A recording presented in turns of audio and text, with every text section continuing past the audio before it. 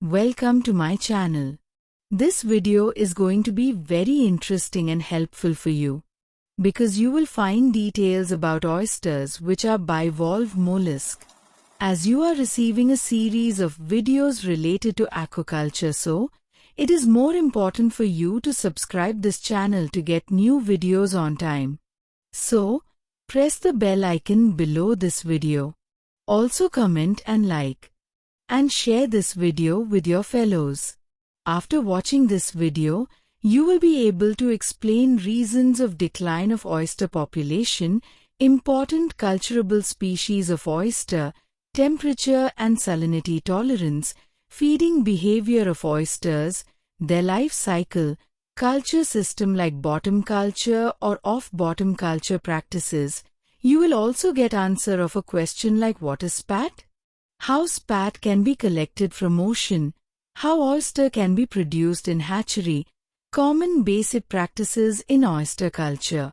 Mollusk account for over 35% of the total aquaculture production, but in recent years the global rate of increase has declined significantly. Let's study what are the major reasons of their decline. This could be due to pollution in growing areas, limitations of domestic markets. Since some of the bivalves, like oysters, are eaten raw, and their filter feeding habit can result in the accumulation of contaminants, they become first suspects in times of epidemics of human intestinal disorders. The occurrence of red tide can severely damage all bivalve production and cause considerable economic loss to the industry. One other unique feature of mollusca aquaculture is that it involves transfer of juveniles from areas of high spat fall to areas of good growth. Similarly, there have been several introductions and transplantations of exotic species, especially oysters, for enhancing or replacing stocks, and it is believed that these account for the occurrence of a number of exotic diseases among mollusks. Cultivated oysters belong to two genera. First one is Crassostri, also known as cupped oysters, while the second is Ostri, also known as flat oysters. Though aquaculture production of cupped oysters is much higher than that of flat oysters, the latter are held in greater esteem to be served on the half-shell and fetch a much higher price in many countries. The more important species of cultivated oysters are Crassostri gigas, known as Pacific oyster, C. virginica, known as American oyster, C. angulta, known as Portuguese oyster, C. commercialis, known as Sydney rock oyster, C. glomerata, known as Auckland rock oyster, C. plicicula, known as Chinese oyster, and C. rivularis, known as Chinese oyster. Let's see the suitable temperature range for oyster cultivation. Tropical species like the mangrove oyster, the Chinese oyster, C. rivularis, and the slipper oyster tolerate higher temperatures up to 34 degrees centigrade. While flat oyster appeared less tolerant to high temperatures and grows well only between 10 and 24 degrees centigrade. High mortality occurs above 26 degrees centigrade. Unlike the cupped oysters, the flat oyster cannot withstand continued freezing temperatures. The optimal temperature range for spawning is between 13 and 18 degrees centigrade. This range is also suitable for larval development as well. On the whole, flat oysters are more sensitive to temperature variation. Let's discuss salinity tolerance. Most oysters attach themselves to hard substrates and can tolerate wide variations in salinity, often between 5 and 32 ppt. The mangrove and slipper oyster can tolerate up to 40 to 45 ppt, even though the optimum is below 37 ppt. Lower salinities between 15 and 16 ppt are considered preferable for larval development. The flat oyster is reported to thrive best at salinities above 25 ppt. This picture describes the feeding behavior of oysters. Oysters draw their food, like phytoplankton and other organic matter or nutrients from detritus, through an inhalent current of water into its mental mantle. From mantle, the selected food passes into the alimentary tract through the mouth, and the material rejected by the buccal palps is expelled. Oysters are filter feeders, drawing water in over their gills through the beating of cilia. Suspended plankton and particles are trapped in the mucus of a gill, and from there are transported to the mouth, where they are eaten, digested, and expelled as feces or pseudofeces. Oysters also use their gills to absorb oxygen from water. It is able to filter 50 gallons of water per day. Thus, a healthy oyster reef has significant contribution to overall water clarity in estuary.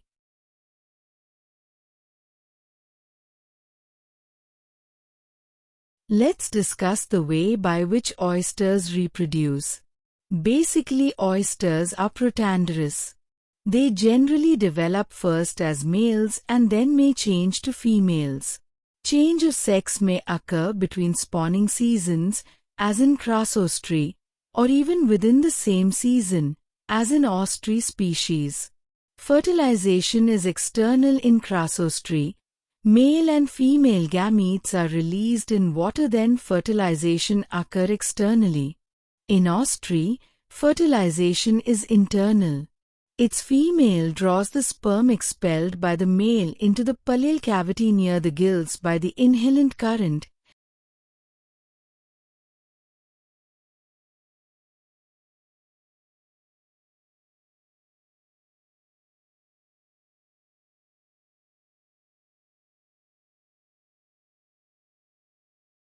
and the eggs are fertilized there. The development of eggs and hatching take place in the pallial cavity. When they reach the stage of free-swimming veligers, they are expelled into the surrounding water. Life cycle of oyster consists of various larval stages, early and later spat and adult. After fertilization, trochophore larvae emerge which develop into veliger larvae, then to pediveliger larvae. Pediveliger larvae settle down on a substrate and known as spat. These spats can be cultivated in open ecosystem or in the tanks or ponds. Let's discuss the bottom culture system. It is least productive method. This is the earliest system of oyster culture, which still prevails in many places. In this system, oysters are grown on the sea bottom either in intertidal or subtidal areas. This may involve collection of spat from areas of abundant spatfall and planting them on suitable beds for on-growing. In areas which are suitable for both spat collection and growing, the main intervention by the oyster farmer may only be the provision of molluscan shells to stiffen the bottom and to serve as culch, in the form of mass of stones, broken shells, and grit of which an oyster bed. This clutch serves for the attachment of spat and provide possible protection from pests and predators. Other culture system is off-bottom culture system. These culture systems include stack or stick culture system, suspended culture system, rack culture system, stone bridge method. Among these, the earliest is probably the stake or stick culture system, where bamboo, wooden or cement stakes or sticks are driven into the bottom or set out horizontally on racks to catch spat. Grow-out may be in the spat-catching area itself or, more often, in separate grow-cut areas. The stake or stick system is particularly useful in intertidal areas with soft 50 mud bottoms. In suspended culture systems, strings, ropes or trays are suspended from floating rafts or long lines. While rafts are used in protected areas, long lines anchored at both ends and supported by floats can be laid out in more exposed areas. Different designs of trays have also been developed from the earlier ones made of wood and wire screens, as well as rubber, plastic-coated wire mesh and polypropylene. Special metal alloys are also being used to reduce biofouling. The stone bridge method of culture employed in China for growing oysters, C. rivularis, in muddy areas involves the collection of spat on cement slabs placed in the form of a series of inverted V.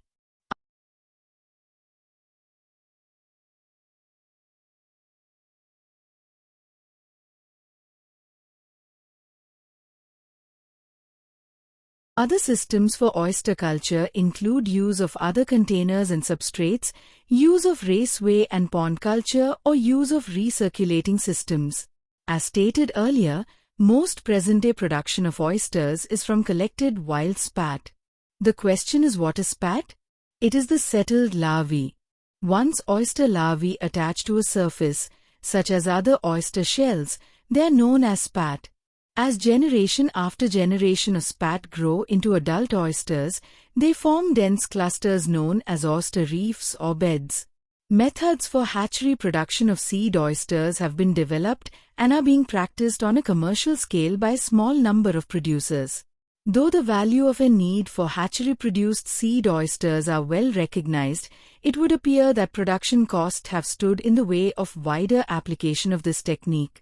As generation after generation of spat grow into adult oysters, they form dense clusters known as oyster reefs or beds. Oysters are a type of shellfish that live in brackish and saltwater bays, estuaries, and tidal creeks. When oysters reproduce, they spawn tiny larvae that freely navigate the water column until they find an appropriate habitat with a structure to settle on. Once the larvae permanently attach to a surface, they are known as spat. What are the main problems that can be faced during oyster farming? Oyster larvae normally settle in sites with low current velocities, but these areas may not be rich in plankton and so may not be conducive to good growth rates. As spatfall often occurs in areas away from environments suitable for oyster growing, collection, transport, sale of oyster spat. In recognition of the need for alternative means of producing seed oysters, other than uncertain collection from the wild, efforts have been made to develop hatchery techniques for the more important species. Declining stocks of oysters in traditional oyster grounds and the consequent reduction in the availability of spat.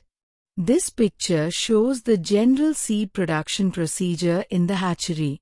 Fertilized eggs are obtained from good quality brood stock and placed in V-shaped larval tank. Samal spat known as seed are shifted to remote setting for bottom culture or to the nursery tanks for further growth. Once fully grown, these will be harvested. At least 30% of the brood stock should be 1.5–2 years old, as a good percentage of them will be males, and the rest can be about 2.5 years old and will have a preponderance of females. It is advisable to have a mixture of spawners grown in different localities to ensure a varied gene pool. Specific conditions required for cultivating Pacific oyster include salinity, which must be higher than 20 ppt, and water temperature should be less than 20 degrees centigrade. For American oyster, salinity ranges between 11 to 17 ppt, while water temperature must fall between 19 and 25 degrees centigrade. For species of Crassostri, it is necessary to manipulate the water temperature to induce spawning. The temperature is first raised to 25 degrees Celsius and then to 30 degrees Celsius over a half-hour period. After this, the temperature is made to fluctuate between 25 and 30 degrees C. These temperature variations normally induce spawning, but if they fail, the conditioning trays or flumes are drained and then refilled with fresh sea water of the required temperature. The main purpose of an oyster hatchery is to control and manipulate the temperature regime so that mature oysters will be available for spawning at any time through a process of brood conditioning. It is essential to select sufficiently fat spawners in good condition, grown in areas suitable for rapid growth and with similar salinity regimes. The brood stock is conditioned for spawning by placing the required number, usually about 50 to 150 oysters, in flow-through conditioning flumes or trays, supplied with water of the right temperature for maturation. Conditioning time prolong up to 8 weeks. Algae, cornstarch, supplementary feed to increase the glycogen reserve of the oysters, can be used as feed during conditioning. Spawning temperatures varies between 16-26 degrees C.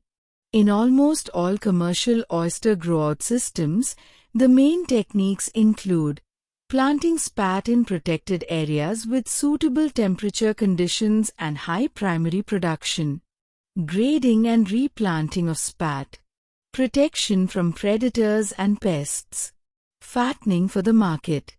Flat oyster are less hardy and thrive best well below the low-water line. Growth rates are lower. Require 3 to 4 years to reach market size. Suffer greater mortality during the long culture period. Overall production of flat oysters is relatively less. The spats are detached from the collectors, usually lime-coated tiles from which they can easily be scraped off, manually or by special mechanical devices. During early spring, the detached spats are planted in the deeper areas of the park, about 80 centimeters water at low tide, since predation by crabs is not a major problem then. Later in the season, the spat are planted in the fenced area and special care taken to eliminate crabs with baited crab traps and other devices. Spat collection. The spat collecting area is not always the best area for on-growing. Basic requirements are water quality, primary production, nature of the bottom, depth and tidal regimes. Off-bottom culture can be practiced on muddy beds. A firm bottom is preferred. Spat collected during the summer, rearing in the succeeding spring.